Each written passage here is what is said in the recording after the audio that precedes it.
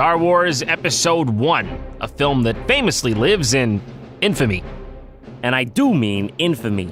From Gungans to midichlorians, I think it's safe to say this movie spawned more social outrage than the burning of the Great Library of Alexandria, and that was real bad. All my favorite books got burned up in that. Like this coloring book, for example, Mustaches of the Former Soviet Union. It only comes with the crayon brown.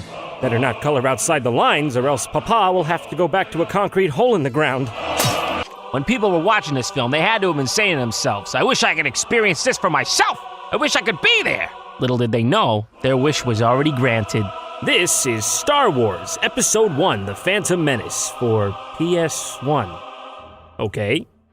It's kind of rare to get a game like this. It's not some spin-off, it's actually just Star Wars Episode 1, The Phantom Menace. And yeah, it pretty much is just a scene-by-scene in the spirit of the movie, but obviously there are some deviations. First most glaring difference, of course, being the inclusion of wobbly, pixely chimp face. Not that I have anything against that, it's just that you're all absolutely bone-chillingly deformed.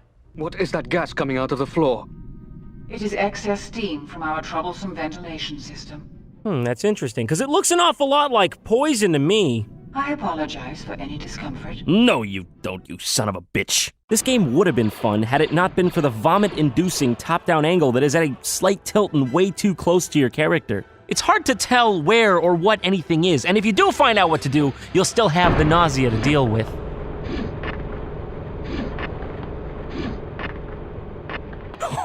Oh my god, what is going on that way? Yeah, I don't want to have anything to do with that, Obi-Wan. Let's take path number 2. Holy shit! Obi-Wan, you gonna be alright, bro? You gonna be able to walk that one off? So this is canon then, yeah? How'd they get him back together for episodes 2 and 3? Misa clumsy, but Misa still help. Oh, Jar Jar, you're so quirky and lovable. Follow Misa. You should do it grand. Anything for you, buddy. Let's go. Oh no, Jar Jar, run! So long, Jar Jar. We hardly knew you before you were viciously murdered by an actual firing squad. In an official Star Wars game, for real. Most of this game is just traversing the landscapes of the film with familiar characters. It's a bit slow and clunky at times, but I've played much worse. I do find it interesting that they tried to do a scene-by-scene, but I don't know that it works. Which events happened then? The ones in the movie or the ones in this game? Split timeline much? The graphics are generally appealing for PS1 though, and the environments are varied, so whatever, I'll give it a pass.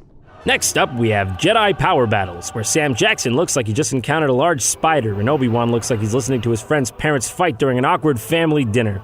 I work, I vacuum, I dry, I clean the windows, I do what I need. You work on your hair is what you work on. I don't care about that. You can choose from all your favorite characters. Mace Windu, Obi-Wan, Qui-Gon Jinn, and Pio Kun? What, you don't know who this guy is here? You've been living under a rock or something? Like, probably he has, because he's a godforsaken creature of the night?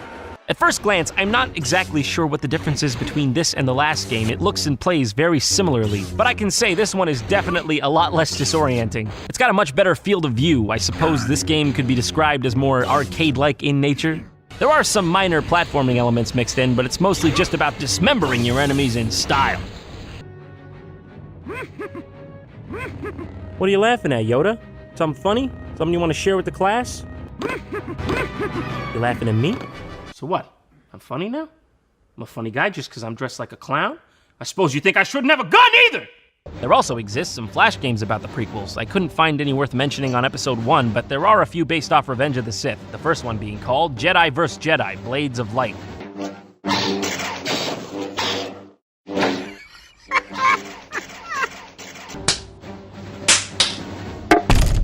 I'm sorry!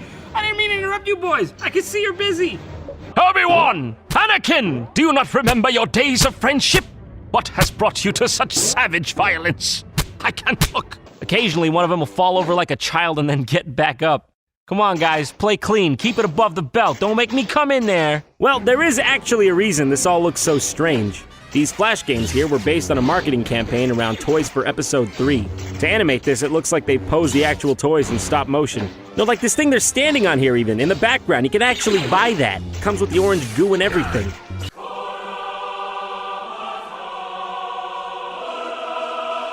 were my brother, Anakin! I loved you! While we're already looking at these weird Flash games, there's another one that ties in with the toys, Revenge of the Sith Scene Bot. I think it's actually supposed to be called George Lucas Special Edition Simulator. Why make one movie when you can just keep adding to the same one forever? Just put that there. One here. More. It must be perfect. Never clean! Never clean! The past never happened! I'm in control of my life! But I know what you're saying. Where's a guy gonna get a Gungan game, huh? Well, fear not. The Gungan Frontier is here for you. Which Ayusa will help us?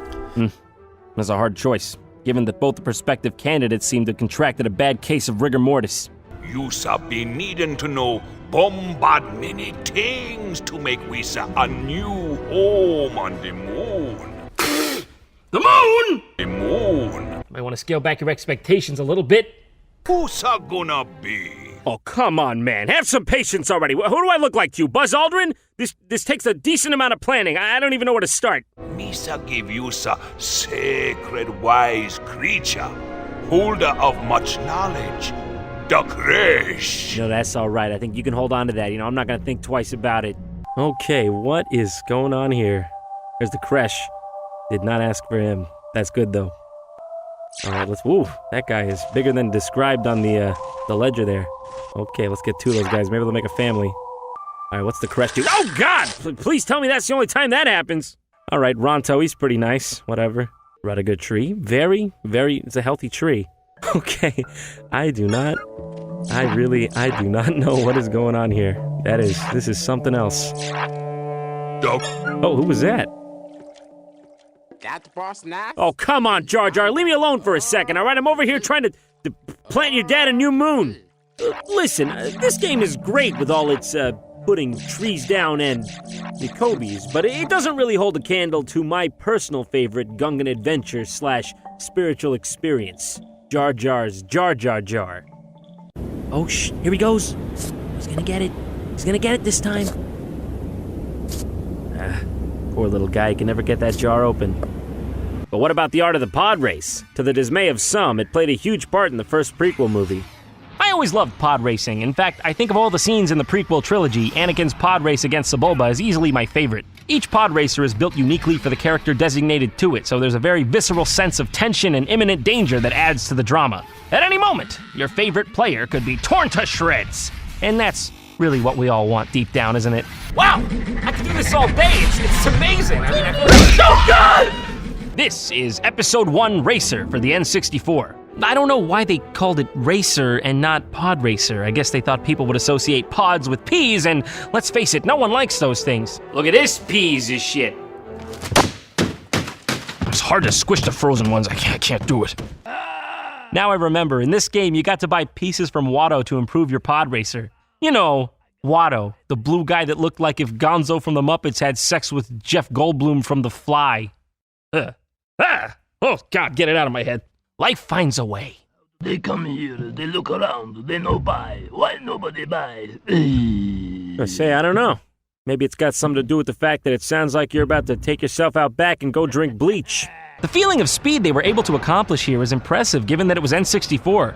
The controls were tight too. It felt like an accurate recreation of a pod race, which I'm assuming is what they were going for. And not to mention, there were tons of awesome locations to race in and a multitude of racers to choose from. I think it's safe to say, I love this one. Oh, looks like Anakin won't be making it to Episode 2 after all. They also made a Game Boy Color version of this that opens with a sweet remix of Duel of the Fates. The game itself isn't much to write home about, though. Ah, yes. So this is the sound of true death. Well, I guess that's it. That's all of them. Tune in next time.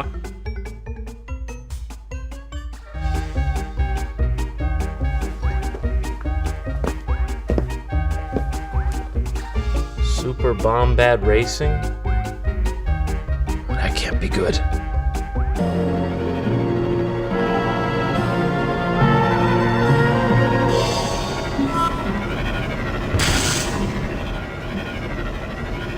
What is going on here? What's a bombad?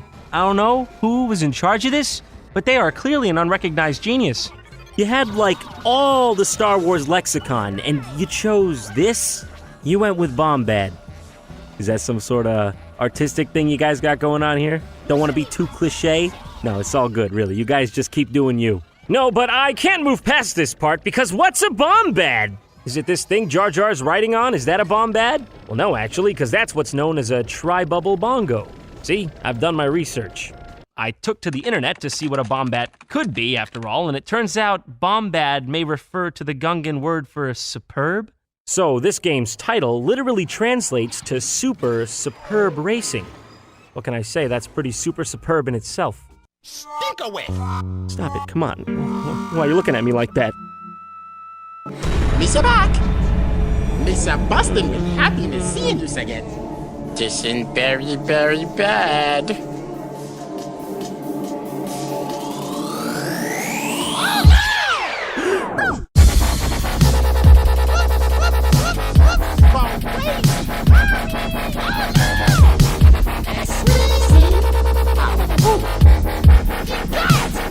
What's Missa saying?